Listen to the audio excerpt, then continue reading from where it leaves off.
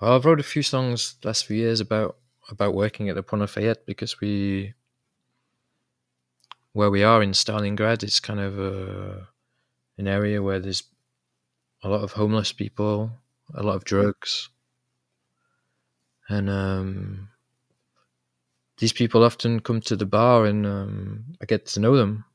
And so their stories are kind of really inspiring.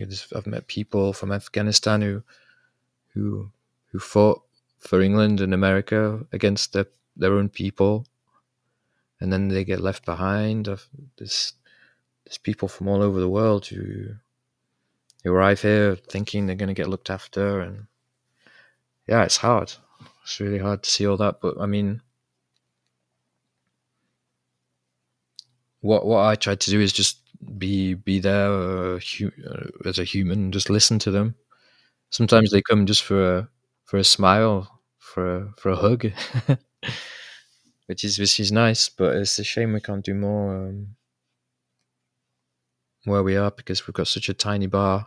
I always wanted to kind of have a place to stock food for them and things like that, but we haven't been able to arrange that. But maybe one day with another organization we'll be able to do that. My introduction to Nick Wheeldon was in 2017. My Global Garage co-host Paul added a band called Os Noctambulos to the playlist of our second ever show. Their blend of surfy garage rock was just the kind of thing we were looking to play, and I'm pretty sure it's what led me to actively dive into the scene in France. If you remember a few episodes back when I talked with Alex Hunter, I mentioned that work trip to Paris when I ended up at the Born Bad record shop. One detail that I didn't mention then was that I was specifically seeking out something from Os Noctambulos. LPs were all sold out, but there were some 7 inches sitting on the counter display. Mission accomplished. It was that same visit to Born Bad that Maxime, who was working the counter that day, recommended a compilation of French and Belgian garage psych that fueled my obsession with the sound coming out of that region. A year later, I met Nick and the rest of the band in a small Paris bar and interviewed them for Global Garage. I'm not sure I can accurately count how many releases Nick and his various bands put out since we first met at that Paris bar. Not just his work with Os Noctambulos, but 39th and the Nortons, The Necessary Separations, Nick Drunken Broken Arms and his False Dylan Cobb, Nick Wheeldon's Demon Hosts, Nick and Allison, Sex Sucks, Domo Como, Nick Wheeldon and the Living Paintings, and I'm pretty sure I'm missing some. Dude is prolific as hell. Each and every one of his projects has a different feeling and sonic flavor. Nick has a new record on the way coming out November 22nd on La Pop Club Records. It's called Make Art, an ambitious double album of psychedelic folk laced with traces of free jazz and soul, adding to his impassioned vocals. You'll hear what I'm talking about when I play a track from Make Art at the end of this episode. Nick is currently based in Paris, but as we'll talk about in this episode, he's originally from England. Why is that relevant? Well, because it's season 2 and we're talking about songs that remind us of home. Let's make a mixtape.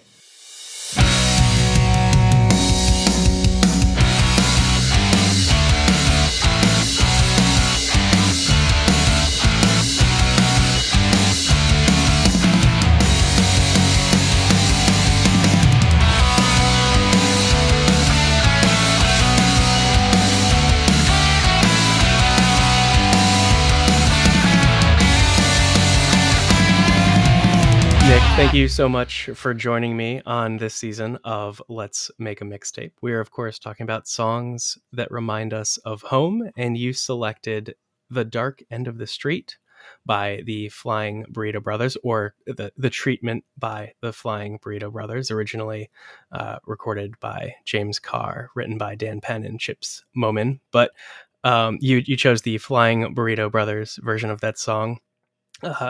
Wonderful treatment of that song. Why did you pick that song?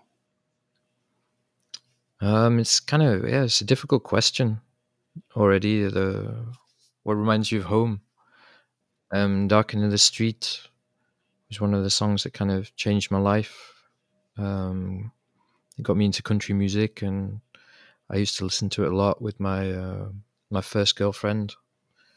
We kind of had a relationship where we were kind of hiding our love, like in the song, where we had no reason. We had no reason to be like hiding. There were no other people involved or anything like that, but we were kind of very shy people. So I used to, yeah, I remember when she drove me home, we always just listened to that song, and yeah, I first heard it on a compilation from an Uncut magazine. I don't know if you know that magazine in England. It's like it was very much Americana, and on hearing that song, it got me into Gram Parsons. It got me into loads of different country music. Where I always thought country music was like country and western, not my kind of thing, very commercial. And then hearing this song, yeah, it completely blew my mind. It's very soulful as well. It's kind of a soul song for me, Yeah, and it almost. seems like, I mean, especially listening to some of your more recent output, it feels like both that country element and that soul element are Mm.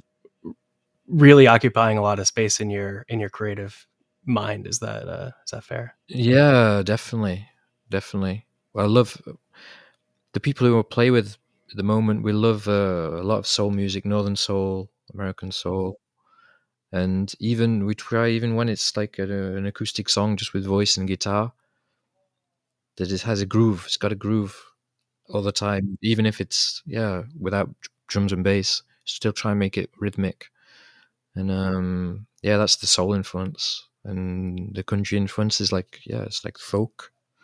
Just trying to write a song that's good enough to be played just on guitar voice. So when you take it to the band, you know the job's kind of done already. It can only get better in a way. So yeah, definitely country and soul are a big part of what I listen to now. Well, since the last 30 years, almost. Yeah. And so, how does that? What I guess, what do you define as home? How do you see home? Especially, I mean, you're an expat, a British expat living uh, Yeah. in France now. I mean, home is it's a weird thing because for years home was the countryside in England where my parents lived, and even 5 or 6 years into living in Paris, it was always home for me. Was their place, was my parents' house, and it still is. But I remember one time getting back from Christmas into Paris and getting to Gare du Nord, which is like crazy.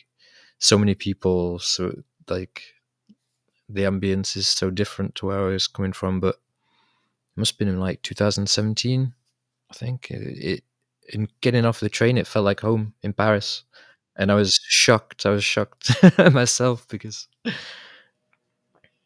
yeah, it's so crazy here, so What about crazy. Paris made it feel like home? Is there anything in particular that you could point to? At that time, I guess I was living with my friend Melis in this crazy flat, which is like under the roof. It was like half the flat you couldn't walk. It was too low to walk properly in the flat, and but we yeah, it was there where we could invite lots of friends. We could invite bands to stay over who played at the Le Pont Lafayette, where I put bands on. So yeah, I guess it started to feel at home because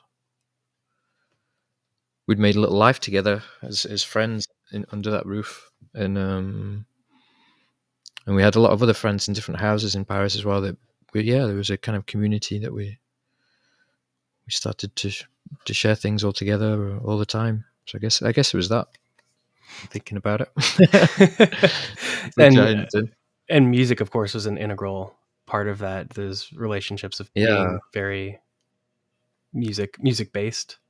yeah. 90% of my friends make music or they're involved in music, or being creative, I guess. And yeah. So yeah, we were putting on gigs, we were playing gigs, we were all playing together. Um, a really exciting time, and I've realized recently that I mean, my family and me was such shy people, and it's since I think I lost that shyness when I got to be around 30. So it's like 11 years since I've not been shy, and music was a big part of that, like helping me meet people and yeah, discover discover yourself. I guess being able to scream and shout in front of people it's kind of very cathartic. So, but I mean, yeah, still feel like my parents' place in the countryside in England is really really home, I guess. But this place I'm in now, it's been 3 years I've been here, so this is going to still feel like home too now in Bagnolet, yeah, just outside of Paris. It's it's a lot different to where I was living before in Paris. I've always been inside the east side of Paris, which is kind of a lot more busy, and now I'm in Bagnolet Montreuil, which is another artist dense area, um, but it's a lot more peaceful if you want it to be. So that's kind of a nice thing that we have now, a choice to have peace. And you're still booking shows at La Pont Lafayette. Still booking shows, yep. Still Wonderful. booking shows. Sixth year. Yeah. Wow. Yeah, yeah. Amazing.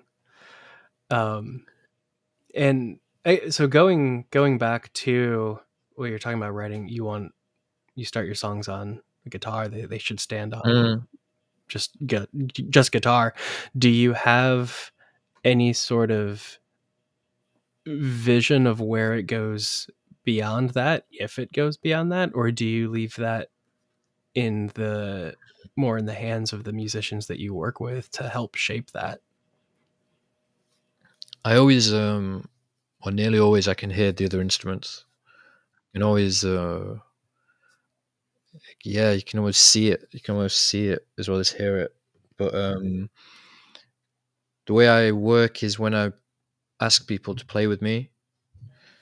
That's already the kind of I already know what they can do. I've seen them play. So when I bring the song to people, that I already have that confidence in them that there doesn't really need to be anything said. There's rarely times when there's something I don't like that we're doing, but it's very very rare. And I'll say, yeah, maybe not in that direction, but most of the time, between all the people I work with from all those years, yeah, there's doesn't really need anything to be said for the music. We just sometimes we'll work on something an intro or something all together, and we'll talk about how we want to do it or whatever. But it's there's a lot of unspoken chemistry, which is just an amazing feeling. But I'm very very well surrounded by amazing people and musicians at the moment. Just very lucky lucky guy at the moment. I mean, And you have no shortage of output. That is for sure. yeah, well, I mean, Paris as well. Like, to live here, it's one of the really inspiring place. I've wrote so many more songs here than I did in England, and I think it's because you see the worst and you see the best, and you see everything. It's kind of, yeah, it's nuts here. I mean, tell me a little bit But about that. Like, I guess what are some of the points of inspiration that you find? Any specifics? well, I've wrote a few songs the last few years about working at the Pont Lafayette because where we are in Stalingrad, it's kind of an area where there's a lot of homeless people, a lot of drugs, and these people often come to the bar, and I get to know them. And, so their stories are kind of really inspiring. I've met people from Afghanistan who who fought for England and America against their own people, and then they get left behind. There's people from all over the world who arrive here thinking they're going to get looked after, and yeah, it's hard. It's really hard to see all that, but I mean,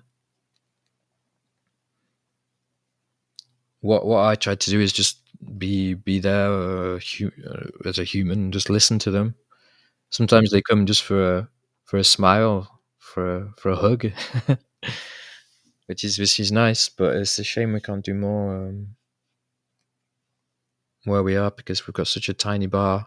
I always wanted to kind of have a place to stock food for them and things like that, but we haven't been able to arrange that. But maybe one day with another organization, we'll be able to do that. Yeah, I mean, I love when music is able to have. I mean, it's such a music is such a community thing, and I think it's so important when seeing music take that human approach as a community. Like Mm. we're all human. We all, you know, face various challenges. We're all in this together, and I love that music can have it doesn't often put up walls and barriers that I think other No. forms of human life can. Mm. Um, I admire a lot of bands in the U.S. when they tour and have a lot of like mutual aid um, initiatives. Like Mm. there's a big movement with musicians around here providing free Narcan to venues that they tour to help with overdose prevention or Okay. Yeah. Great. resuscitation. So Mm. yeah. So I guess what is life in Paris like these days? I mean, I know there's a huge election. I'm kind of watching from Yeah. afar as an American, not really know. I mean, I remember from way back in the day, Marie Le Pen was terrifying, but it Mm. seems like there was a somewhat move left. Is that a There's a well, the left they managed to win the election. Yeah, they managed to win, but it was kind of it's still scary because there's half the country that voted right wing, well, extreme right. So that's the first time in a long time that they've got really really close. And luckily, the left they had a coalition just in the second part of the election. But I mean, they had like 1 week to organize and do that, so it was close. I mean, that's And incredible that they did that in such a short amount of time. I mean, we're over here just yeah. fumbling the ball time after time. Well, luckily, there was enough parties in the left in France that exist already that it could happen. But when you look in England, well, Labour have just got back in. But I mean, their centre, then they've sacked all the left wing politicians or got rid of them. They're independent now, and and if there was ever we needed to fight the extreme right, like we need to do now, there wouldn't be that left. There wouldn't be enough left to beat them. I mean, the Green Party, I think they've got 5 seats. I mean, yeah. So Labour won, but I was listening to it on the radio in like almost every city. The extreme right in England, they had like the second amount of votes in the country. So terrifying. Mhm. Yeah. I mean, yeah. Luckily, Labour got in, but I mean, yeah, it's really just the centre now, and they're not really on positions like in Palestine and things like that. They're not good enough on trans rights. They're not good enough, and it's scary to think that they're not going to fight for those kind of for those people who need the most help. So yeah, look in America, I have no idea. I have no idea about your left wing because there was Bernie Sanders, but I mean, yeah, Yeah, they kind of. I mean, I feel like the Democratic Party is very much closer aligned with Labor currently in the sense of, I mean, they're yeah, pretty much center, and mm, um, yeah, they've kind of cast Bernie out. There's really not an opposition party here, no, so I was glad to see that France got some movement in the right yeah. direction. That gave me a little bit of hope. I'm not super optimistic here, honestly. So Well, if you have a spare flat, well, the good thing was I saw on the internet was when France did get in with the kind of extreme left. I saw loads of politicians in other countries saying, right now it's the time for our left to all come together and make one party instead of being split. So maybe I'll have good countries. Like my brain is so in between France and England all the time that I sound like those kind of football players that move to different different countries. And when they have interviews, you're like, "Why is the accent? Why are they trying to speak in French?" But it's just the brain gets torn in two. Do you dream in French? I dreamt in French once when I couldn't speak French at all, and I was amazing in my dream. I was so good, Wow. but way better than I am even after 12 years in France. You know, my friends mock me all the time, lovingly, Sure. lovingly. But yeah, I've not dreamt in French for a long time.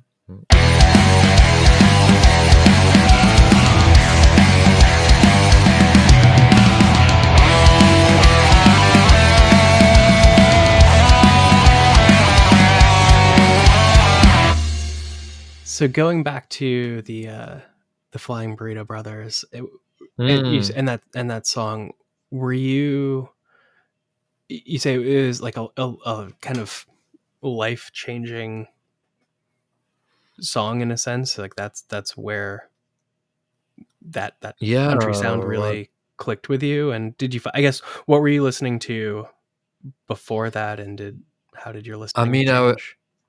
I was pretty close to that kind of style of music. I mean, I was listening to all the Britpop things in the 90s. I was music that I don't really listen to now, but it was really important to me that moment. And there was one band with the Charlatans who was like, I was listening to them. They were my favorite band, and I had everything by them. And it's funny because just before, just after I first heard Flying Burrito Brothers, they did an album called Wonderland in LA, and the influences were really like Flying Burrito Brothers, Curtis Mayfield. So that band also they were Sly and the Family Stone. So they were putting me onto these bands that I'd heard about kind of in the background, but because they were listening to them, I was like checking them all out. And even live when they played, he had like the Flying Burrito Brothers T-shirt, Tim Burgess, which I managed to find one as well, which I was really happy about those days. Um, but yeah, that kind of music, I was always kind of searching for that for something else. But I mean, in Britpop, there was all that 60s psychedelia and country and folk and the Birds and things like that. I mean, it was around the same time I'd been listening to the Birds since I was about 15, 16, but when I was around 21, or 22, I can't remember.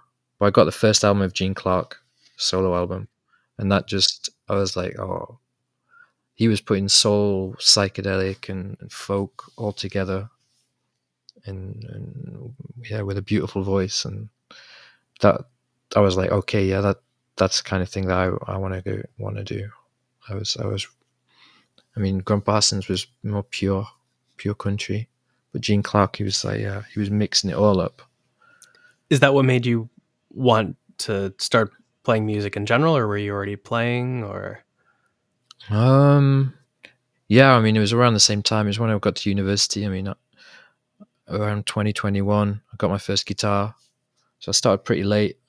All my friends had started when they were really young, and I always thought I couldn't do it. I don't know why. I couldn't play guitar. I didn't have enough patience. And and seeing as they were all into kind of metal, new metal, there was never a thought of starting a band together. So I just didn't do it. I always wanted to work in a record store. That was kind of my dream. And everyone always said, no, you can't do that. So I went off and I was playing a lot of football as well. Football was yeah. I was in two teams, so I was playing and training like 4 times a week, and so I was listening to hell of a lot of music, but I wasn't playing an instrument. And later on, when I got to university, I had time because I wasn't going to the courses, so I could sit and play and work out and start recording as well, like home recording, like Fruity Loops and things like that. I started with because I had a mate who was doing hip hop, that I was living with, and he was showing me how to sample things. So I was like sampling the drum beats from the Warlocks, like sort of Baby Blue and things like that, where it's just the drums. I was taking those and like looping them, and yeah, I mean, I was a massive Brian Jonestown fan, so I was like one of those guys who was doing like Brian Jonestown music, where you thought, as you were living in the countryside, miles away from anyone, that you were the only one doing that. And as soon as you got on MySpace, you saw that everyone in the world was doing the same kind of music, and it was kind of amazing and sad at the same time, because I got to meet so many people around the world and share even like play on songs from people in America. Or there's a guy called Dream Weapon who we used to collaborate by sending tracks across the ocean. And so yeah, it was an amazing time of discovery. Like, oh yeah, there's all these people doing the same kind of music that I like. And I guess I did that for about 3 or 4 years, and then at one point I was like, well, this isn't my music. This is Anthem Newcomb's music. I've got to stop. I've got to stop doing that and find something else. Find what I want to do, who I am, and yeah, that takes a bit of a longer time to find out. And do you feel like you have? Yeah, definitely. I mean, around 2012 when I was doing the Jesus Loves Heroin band, which was my first proper band, was always, yeah, I'd already kind of aligned that psychedelic country garage sound that I'm still kind of doing now. But that was like the blueprint for what everything that came after. And yeah, and we were good. We were really good. Like it was. We hardly ever played. We didn't really do much. We did like one album together and maybe 20 shows. But I mean, it was so intense because we all loved each other and then we all hated each other, and now we love each other again. But yeah, so it's on stage it was intense because there was that kind of friction and intensity that made the shows really good, I think. Hopefully. But for us, we felt pretty good.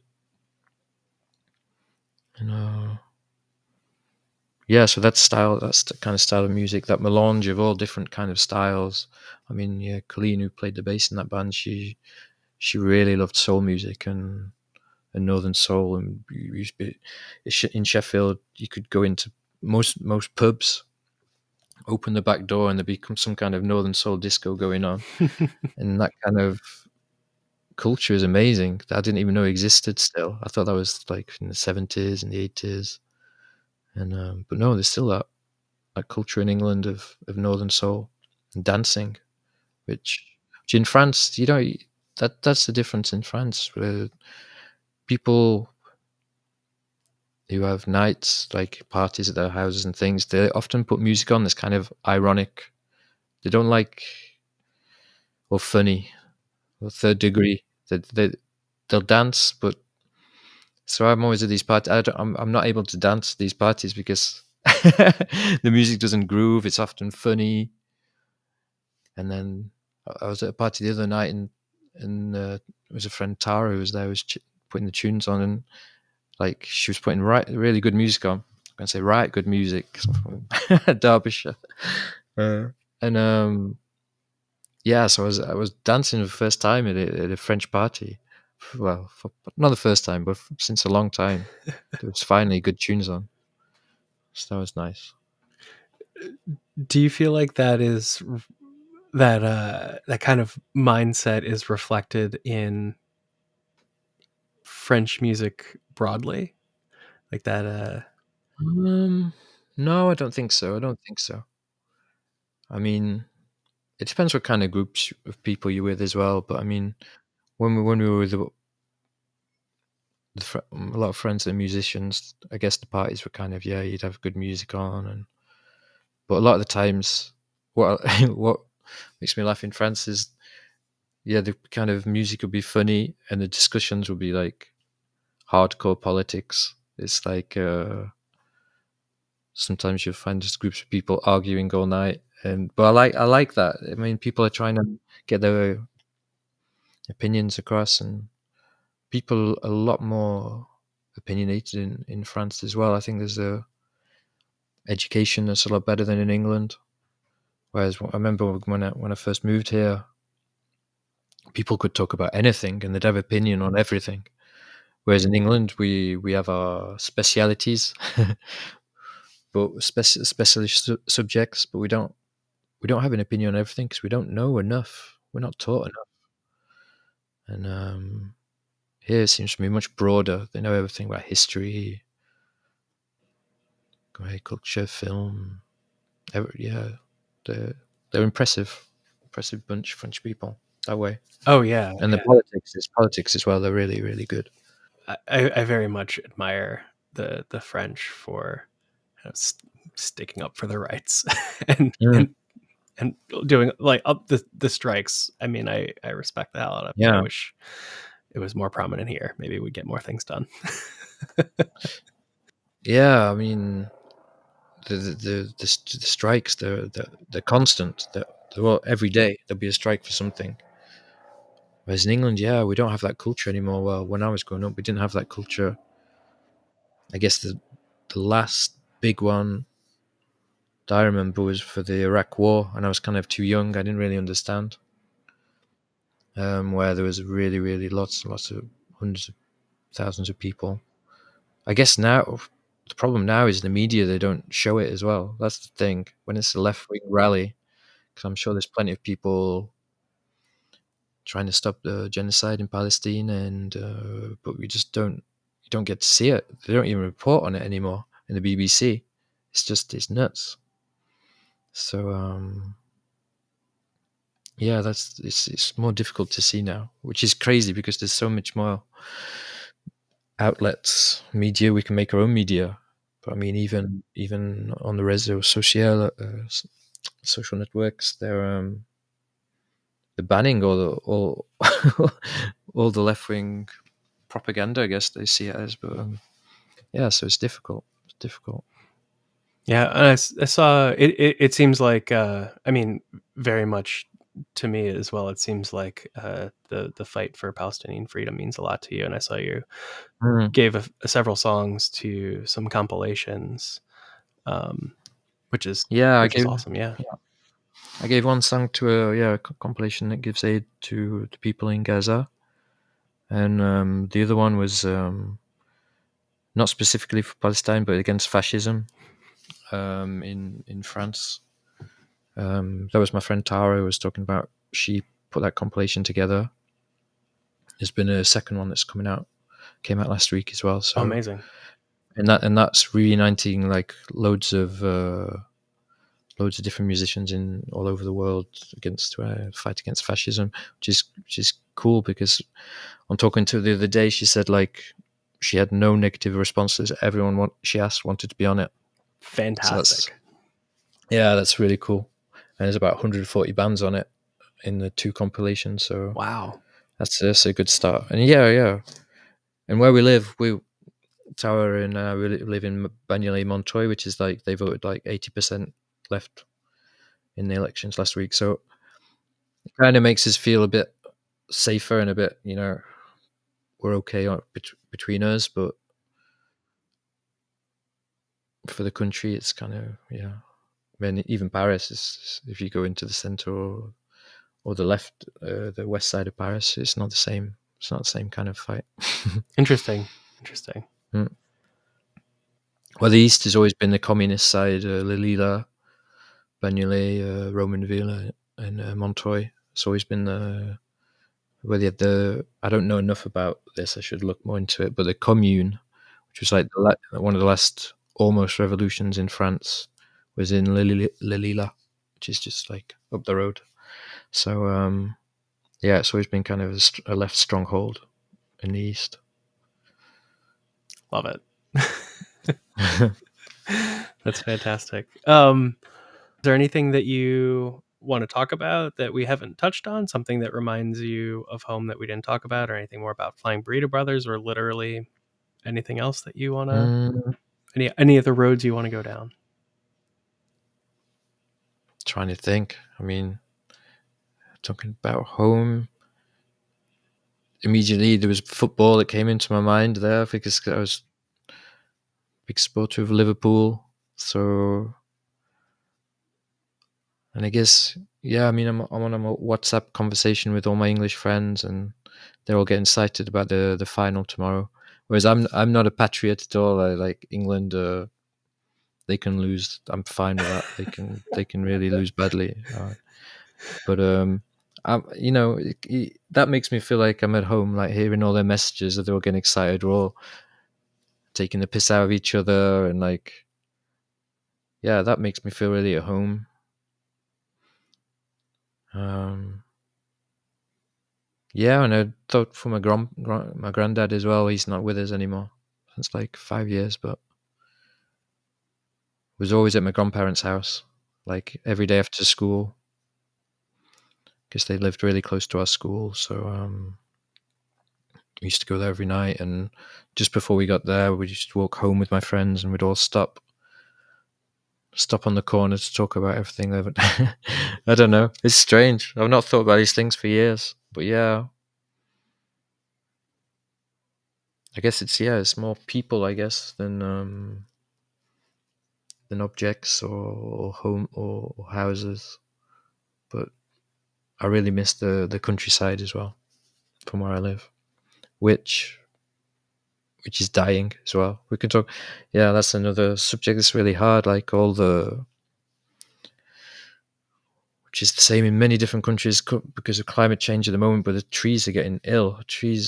And we've got loads of ash trees that are sick, and they're all dying. Everything's dying off, and it's infecting other trees. I saw in Tasmania, there's a problem with their. I can't remember what kind of trees they are. I forgot about them, but they're kind of bleeding from the inside out. These trees, so they've got these amazing marks on them. But yeah, so yeah, I don't, I don't know what I'm talking about that.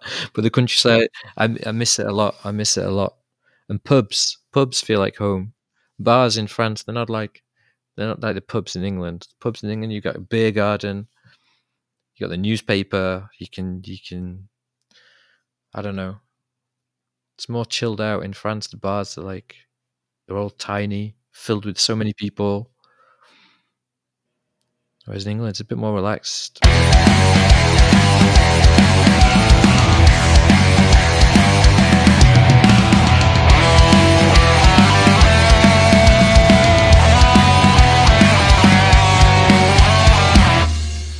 Thanks for taking the time to chat with me to catch up. Anything else that you wanted to chat about or promote or No, what have you? no, got nothing to promote. All right. No.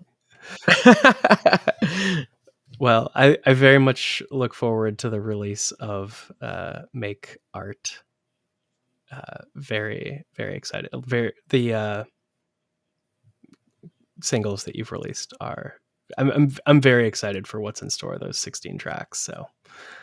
Oh, cool! It's a bit of a voyage. It's really there's all kinds of folk on there, but like I was saying, yeah, we're trying to. Hopefully, even the acoustic songs they groove, because there's a lot of them, and yeah, I'm really happy with it. We just got the test pressing this week, so it's the first time. Got it. I'm a bit like a kid with this one. It's a bit like my first vinyl because it's a gatefold. And like that's a dream. It's like I can't believe I'm releasing a double album. And so yeah, it was a bit stressful because I was like, is it going to be on 45? How do you say that in England now? I don't even know how to say it. We just like 45 tour. Say when you've got like a 7 inch. How many times do we just say 45 tours? I don't know how to say it anymore. But so the speed is different. Oh, the RPM is it? Yeah, it's a 12 inch, but it's at 45 beats per minute, I guess. Mm-hmm. Yeah. So the sound is really good as well, and nice. Even Paul, who produced it, he's really really happy with it. He's so happy. So yeah, we're excited.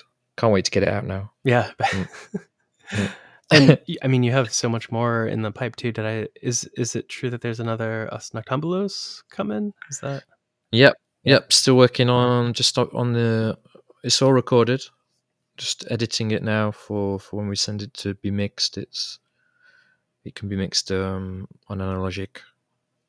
So yeah, just trying to get it all clean. Yeah, yeah. So Paul can do a good job. But yeah, that should be it's a really interesting record as well, because it's so much different to what I'm doing now. It's very, very angry.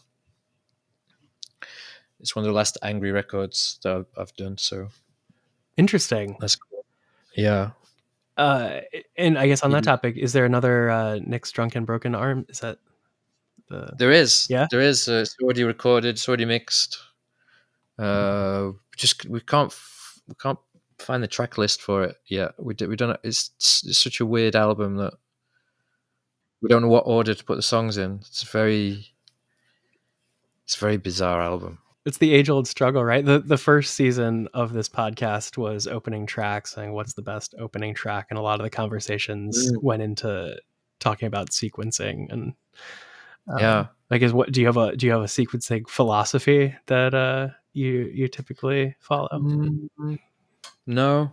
It just needs to make sense. Yeah. I mean, I hate the nowadays, like, people are always like, yeah, you've got to put the single on track 3, and then you've got to, like the spot, like, oh yeah, all the hits on the first side, because on Spotify they're not going to listen to it. It's like, fuck that. That's why on my last album I put a song where it's just me screaming a cappella for like the first minute, just to get rid of all those people who want to hear the hits. as the first song. Yeah. Amazing. Yeah. And no, it has to make sense as a journey, as the album, and it's kind of, yeah, the montage editing of the album in that sense is like, you can tell so many different stories. So it's got to decide what kind of story you want to tell. Because we could do it like the first one where it starts really angry, or we could start it really soft as well. So we'll see. But yeah, it's a weird album. Yeah. It's very strange. Yeah. How so? It's just, I mean, this group, we never played together. I mean, we're all friends, but we never played a show yet. And every album we record is like, I go down there with a few songs. This one, we've all put songs into it, but I usually do the guitar and drums with Steph, and then Chop will put his bass on, and then Jewel will put his guitar on afterwards. So it's like building blocks. It's like, and but every album we've kind of had really bad problems. Like the first one, a friend went into psychiatric hospital like the first day of recording, and this one, Steph, who plays drums and recorded, he checked himself in as well, because he wasn't doing well. So like every album we're like, oh yeah, who's going to go in hospital next time? And No. yeah, it's like, so this one was really, and we lost a few friends as well during the recording of the album. So it was a really hard one to make. And and I think I can hear that it's hard in the album. I think people who don't know what happened, they won't be able to hear it, I don't think. But I think, yeah, it was a hard time recording that disc. So it's a bit of a schizophrenic disc. But there's some really good songs, and I'm sure it'll come out next year when we can get around to making a track list that we all agree on. Because for the moment we don't agree at all. Yeah, and hopefully we can play some shows as well, because I'd love to play these songs live. I mean, I'm doing kind of folk music and playing acoustic with the band at the moment. The other day, I got invited to do 2 songs with a garage band, Soucoupe Violente, and we did a cover of Neil Young, No Tears Don't Cry, from Zuma. And I got to play really loud guitar for the first time in a while, and I was like, oh yeah, I want to do that again. Nice. So And Clean was here yesterday from Osnoknambulas, and we were talking about doing shows again. So hopefully we'll be able to get everyone together for that as well. Because that album, it's very, very strange album as well. It goes into kind of jazzy. I say jazzy, but I mean it's really aggressive and reminds me of kind of Butthole Surfers kind of styles. But yeah, we'll see. We'll see when that comes out. But hopefully next year as well. And started a record in my house as well on my cat 4-track. Cat. Speaking in French the whole time. But yeah, on my 4-track, which is going to be really folk as well. Mm-hmm. So I've got 5 songs. I'm hoping to finish that by end of the month. When you start writing a song, do you? I mean, you have a handful of different bands. Do you know almost instantly like which band it will work with? Like, do you start writing a song for, okay, I'm writing this song for this project, or do you write a song and as it comes to life, are you like, okay, this will fit best with this group of musicians? It's not really for the band that are right nowadays. It's kind of more for the album. Like I always have these lists of songs that fit well together, and when those lists are complete, that's when I take them to the band, whichever band would work best for. But yeah, which is why I'm excited about this record at mine, because I don't have the songs. I don't have any, so I'm just seeing what comes out, and haven't done that for years. And as it's on cassette, you can't really do many overdubs and things. I love it. It's like you just have to record the performance, and then if the performance is good, it sounds good. There's no magic with these kind of machines. That's why I love them. So yeah, I've got 5 songs, and hopefully I'm trying to do cassette by cassette. So that's 15 minutes of music, and starting the next one the next few days. See what happens. Big thanks to Nick for taking the time to chat with me. You can hear Make Art in full when it's out November 22nd, and you can hear a single from the album right now. Here's the song, Comedy.